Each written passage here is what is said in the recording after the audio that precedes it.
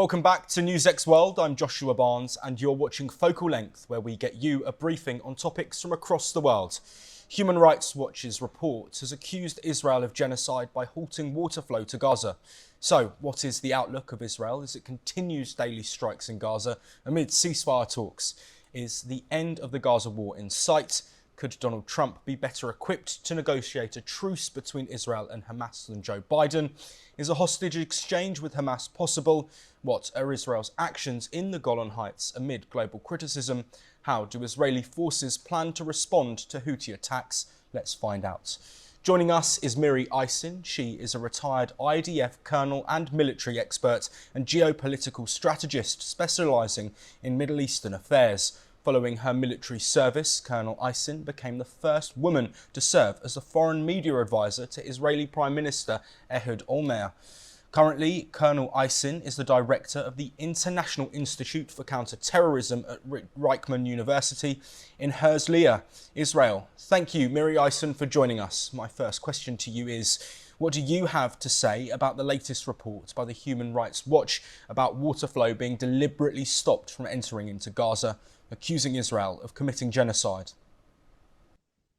Israel, for the last 14 months, has been fighting a horrible war. There's nothing good to say about war. There's a big difference between a horrible war and using the word genocide. In the last 14 months, not even once has Israel targeted civilians. You're right, we have killed civilians, but there's a big difference between Hamas hiding behind them and our trying to find Hamas, to attack Hamas, to find our hostages, and between targeting civilians. So Israel has completely always, this isn't about denying, it's about understanding what genocide means.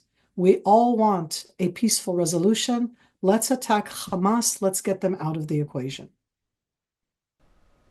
Do you think it's necessary to continue striking Gaza every day until a hostage deal exchange is negotiated?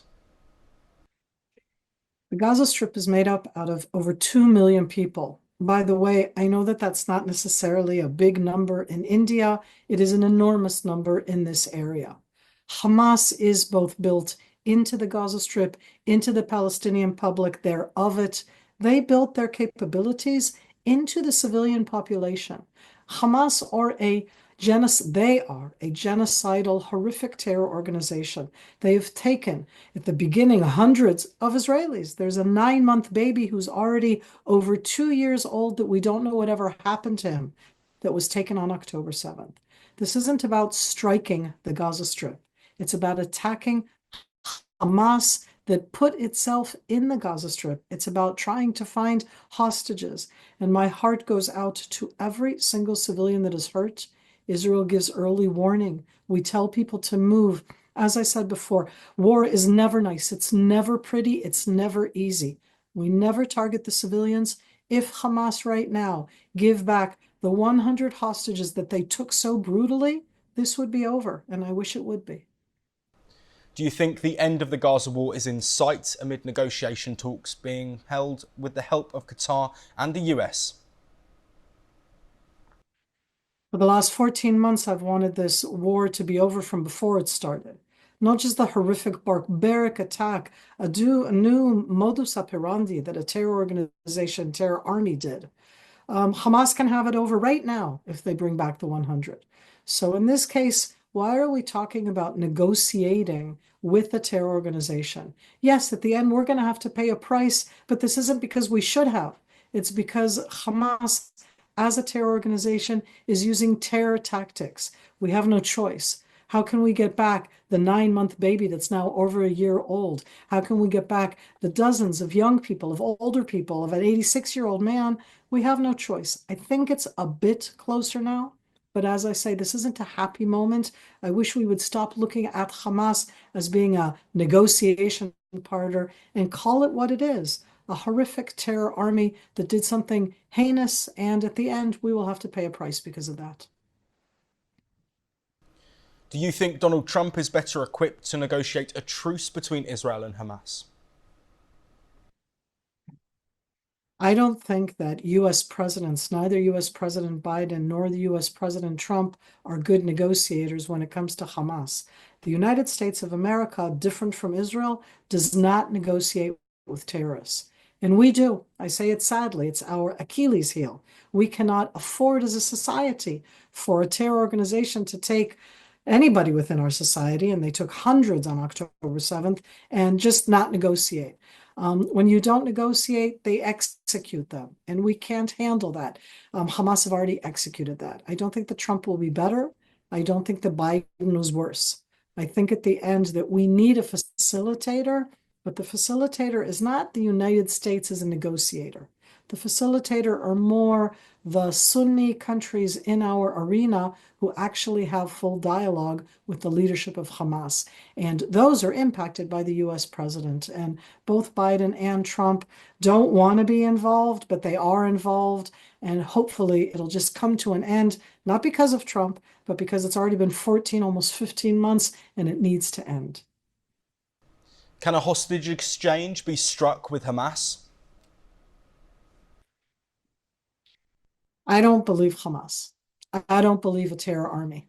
I don't believe a terror organization that chose to go into politics so that the world would recognize it as legit, but it never renounced any of its terror capabilities, its terror army, its terror tactics. What Hamas did, not the Palestinian people, what Hamas did on October 7th is a crime of which we really can't talk about. So I don't believe Hamas. Having said that, I have to hope. We need to have our citizens who were taken brutally, not just our citizens, residents, international people that were taken brutally into the Gaza Strip in the way that they were. We need them back. So I'm going to hope that Hamas is so heavily hurt, I have no other way to put it, as a terror organization, that they will agree, but I'm not hopeful that they will actually become something different. They'll still be a heinous terror organization. What do you have to say about Israeli forces capturing more Syrian territory in the Golan Heights? I invite everybody to come to Israel. We're a very interesting and beautiful country.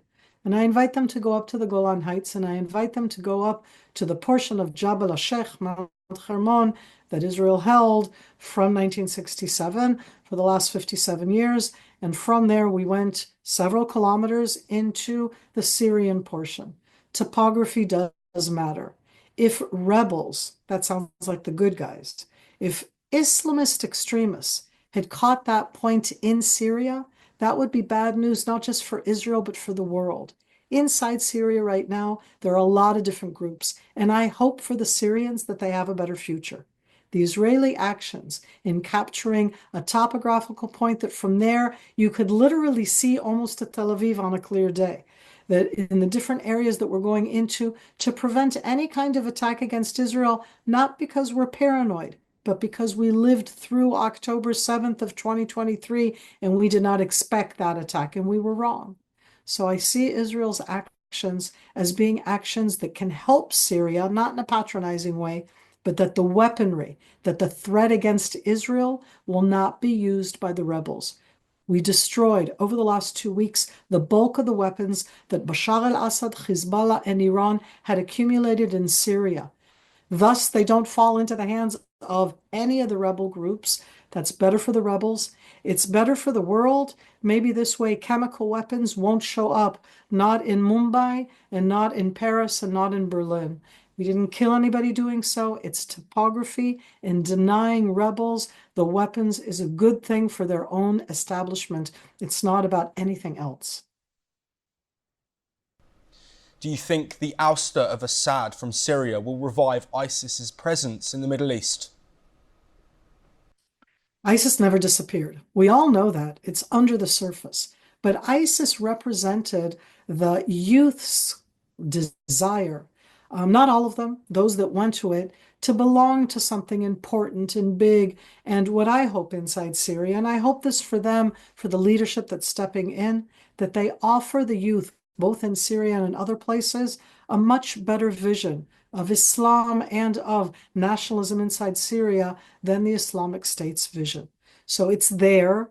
but I don't think that it's suddenly going to burst out. I really think that the youth there need to see a different alternative that they haven't yet seen. And if it's offered, perhaps we'll see something different. And until we see something different, because it is still there, we're going to protect ourselves. And in protecting what we're doing right now in Israel, I think that we are also helping the rest of the world by destroying the weaponry that could be horrific if it fell into the hands of ISIS. How do the Israeli forces plan on tackling the Houthi attacks? Israel has been attacked by the Yemenite-speaking Yemen, Iranian-backed Houthi forces 320 times since September of 2023. That's almost every day. They have fired at Israel intercontinental ballistic missiles, cruise missiles, drones. They have managed to kill an Israeli in Tel Aviv. They have had both drones and other missiles that have hit. Happily, aside from that one man that was killed in Tel Aviv, we haven't had casualties from the Houthis. Israel has already attacked the Houthi strongholds in Yemen twice, and overnight we attacked them again. We will continue to do so. This is a problem, again, not for Israel. The fact that the Yemenite Houthis say that they're doing that because of the oppression of Palestine, the Houthis are doing that. They are supplied and backed by the Islamic regime of Iran. All of the capabilities that they have, ICBMs, cruise missiles, drones, are all supplied from Iran.